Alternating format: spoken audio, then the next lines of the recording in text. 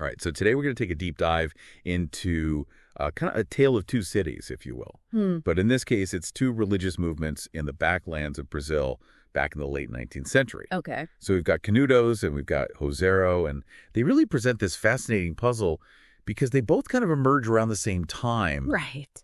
In this, in the context of Brazil transitioning to becoming a republic and all the social and political and economic upheaval that came with that, right? Exactly. But one of them, Canudos, is brutally destroyed by the government. And the other, Joaseiro, not only survives, but it really becomes this like thriving center of pilgrimage. Yeah. And, it attracts followers and it becomes a really important social and religious force in the region. Uh-huh. So the big question we're going to grapple with today is why these two movements that seem to be coming out of similar circumstances had such radically different fates, right? What made one so threatening to the authorities while the other one managed to kind of, carve out this space for itself and really flourish? Yeah. And I think what's really interesting is, when we think about like religious life, it's easy to kind of fall into this trap of thinking about it as, the official doctrines and pronouncements from, cardinals and bishops and people in positions of authority. Like this top down? Yeah, exactly. A top down perspective. But, what we see in Brazil and what scholars like William Christian have been really influential in highlighting is that religious life is really lived and shaped at the local level. It's the interaction between these broader religious structures and what's actually happening on the ground in local communities. Right. You get these really interesting expressions of faith. Exactly. And I think Canudos and Joaseiro are perfect examples of that. Yeah. These are movements that are deeply rooted in the lived experiences of the people in the backlands, the sertão, as it's called in Portuguese. This is so... Yeah, and their beliefs and practices really reflect that local context. Okay, so let's just to set the stage right for people who might not be as familiar with Brazilian history. Yeah. So we're talking about the late 19th century, so just to put that in perspective. Yeah. Brazil had just become a republic in 1889. Yeah. Right? So it was a pretty new republic. And, very new. And so there was all this kind of energy around this idea of progress and modernization. Right.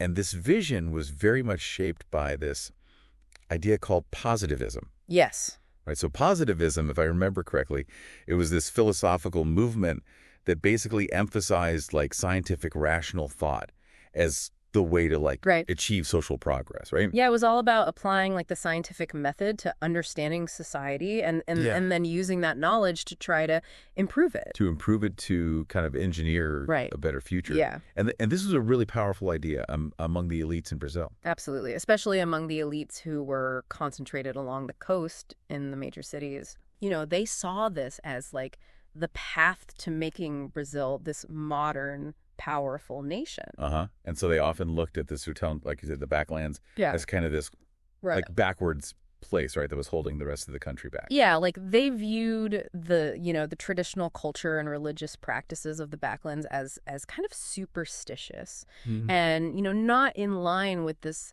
idea of progress and rationality that they were trying to promote. And so it's in this context, right? Exactly. The Canudos and Joaseiro emerge, and it's this clash of worldviews, right? Right. You have the modernizing elites on the coast, and then you have these social and religious movements in the backlands, that are drawing on, a different set of traditions and beliefs, right, and that are really responding to the very real struggles that people in the backlands are facing. Yeah, absolutely. They're dealing with poverty and drought and this lack of access to land and resources. So Canudos, the first one we're going to look at, was led by this guy named Antônio Conselheiro. Yeah.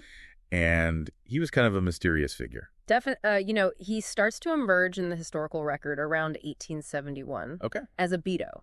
And a beato is basically a lay holy man. Okay, a holy man. Okay. Yeah, someone who's, deeply respected for their piety and their religious knowledge. But they're not ordained clergy, so he's not a priest. Okay. But he's traveling around the backlands, and he's really focused on kind of revitalizing Catholic faith at the local level. Okay. He's helping to rebuild churches that have fallen into disrepair. He's leading prayer meetings. He's preaching. So at this point, he's not like a revolutionary figure or anything. No, not at all. In fact, in the beginning, he's even collaborating with foreign missionaries. Really? Wow. Yeah. So, he's seen as this figure who's working within the church to strengthen it. Okay, so how does he then become this figure who's seen as such a threat by the government, right? Right. Well, it's interesting because the trouble really starts with the church hierarchy. Okay. His practice of lay preaching starts to rub some people the wrong way, particularly the Archbishop in Bahia. Okay. He basically sees Conselheiro as overstepping his bounds. Like, you're not a priest. Who are you to be preaching? Right. Yeah, exactly. And it's not necessarily that Conselheiro is preaching heresy or anything like that. Right. It's more about this question of authority. Right. Who has the authority to interpret and disseminate religious teaching? Exactly. Okay. That the church hierarchy feels like that's their prerogative. Right. And Conselheiro, by preaching without, being ordained, is kind of challenging that. And he starts to amass a following at this point. Yeah, absolutely. His preaching really resonates with people in the backlands. Okay. And he starts to attract a significant following. And so this all kind of comes to a head with the founding of Canudos, right? Yeah, so in 1893, there's this conflict at a place called Bom Conselho. And after that, Conselheiro and his followers decide to establish the settlement that becomes known as Canudos. So are they intentionally trying to separate themselves from the rest of Brazilian society? It's hard to say for sure, but I think it's important to understand that Conselheiro never claimed to be a priest or a prophet or anything like that. Okay. He never questioned core Catholic beliefs. Yeah. He never said that the Pope was illegitimate or anything like that. Right. And in fact, many of the people in Canudos still considered themselves to be good Catholics. Okay. So it's not a completely separate religion. It's more of a... Yeah, it's more of a social and religious movement within Catholicism. Right. It's about creating this community that's based on their interpretation of Catholic teachings. Okay, so what was it about Conselheiro's message or the community in Canudos that was so threatening to the government then? Well, in addition to his troubles with the church hierarchy, Conselheiro was also a critic of the New Republic. Okay. Specifically, he was critical of some of the secular policies that the Republic had implemented. Like what kind of policies? So things like the introduction of civil marriage, civil cemeteries, and the separation of church and state. So he's seeing these as attacks on the church. Yeah, I think in his view, these policies were undermining the authority of the church. Right. And kind of chipping away at the traditional social order. So his movement starts to take on this political dimension. Exactly. And this is where the broader political context becomes really important. Okay. Brazil in the 1890s is this very politically volatile place. Right. It's a new republic. They're trying to figure everything out. Yeah, and there are all these different factions vying for power. Okay. And Conselheiro and Canudos kind of get caught up in that.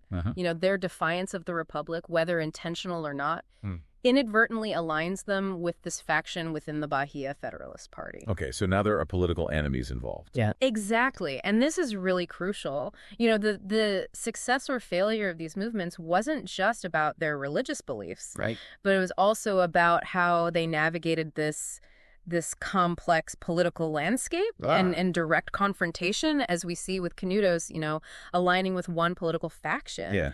It really carried significant risk because it immediately created enemies in the opposing faction. Right. And that opposing faction happened to be in power at the national level. Oh, so they had friends in high places. Right. Okay, and so on top of this, Canudos starts to attract all sorts of people who are kind of on the margins of society. Yeah, landless workers, people fleeing drought, and poverty people seeking a new life. Right. And this really feeds into the fears of the ruling elite. Like, oh, this is a threat to our power. Exactly. They see Canudos as this potential hotbed of, rebellion and social unrest. And there's also this fear that Conselheiro is secretly a monarchist. Right. Yeah, there are these rumors circulating that he's actually plotting to restore the monarchy. Which the elites had just overthrown. Right, exactly. And, this fear of monarchist sentiment is especially heightened because the government is cracking down on pro-monarchy voices in Rio. Right. They don't want anything to threaten their new republic. Exactly. And so whether or not this perception of Canudos as a monarchist threat was accurate, right, it really becomes a justification for the government's increasingly aggressive stance. Absolutely. And the reaction from the government is completely disproportionate to the actual threat that Canudos posed. Okay, so what happens? How does this escalate into this brutal crackdown? So it starts with local authorities trying to assert control over Canudos.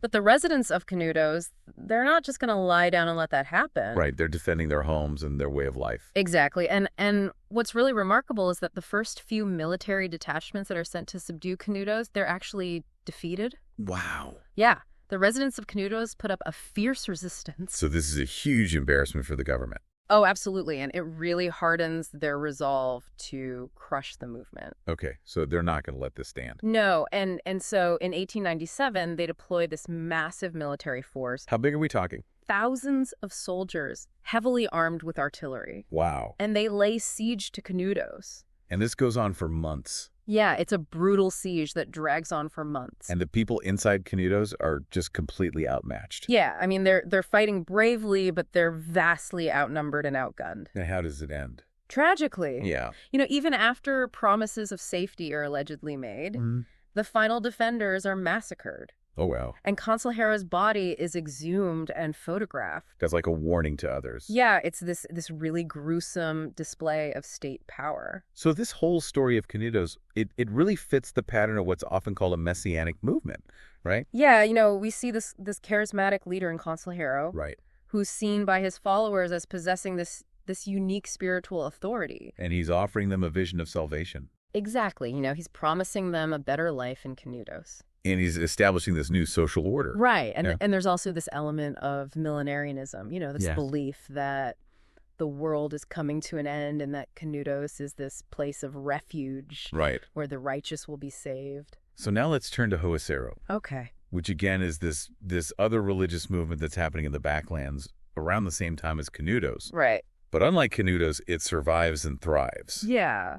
So what's the story with Joaseiro? Well, Joaseiro is associated with this priest named Father Cícero Román Batista. Okay, so he's an actual ordained priest. Yeah. Unlike Conselheiro, he's part of the official church hierarchy. Yeah. And like Conselheiro, he's really active in the backlands trying to revitalize Catholic faith. Okay. And he's appointed to this parish in Joaseiro in the 1870s. Okay. And what really puts Joaseiro on the map is this alleged miracle that happens in 1889. Miracle? Okay, what kind of miracle? So the story goes that during communion, the host that Father Cícero administered to a beata. A beata, so like a lay holy woman. Yeah. Okay. It supposedly turned into blood. Oh, wow. Yeah, it's this very dramatic event, and it quickly gains widespread popular acceptance. People are like, this is a real miracle. Yeah, and what's really important here is that this miracle is also embraced and promoted by the local ecclesiastical authorities. Okay, so the church is on board with this. Yeah, they're not denouncing it as some kind of hoax or anything like that. Okay, so this is a big difference from Conselheiro. Right, exactly.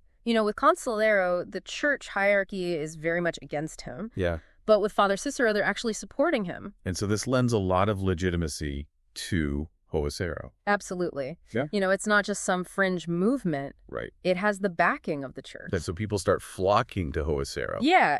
Pilgrimages to Joaseiro start to grow rapidly. Okay, so it's becoming this important religious center. Exactly. And this really helps to ensure its survival. Okay, but it wasn't all smooth sailing for Father Cícero, right? No, not at all. There was still some opposition to him. Right. So in 1892, this new bishop arrives. Uh-oh.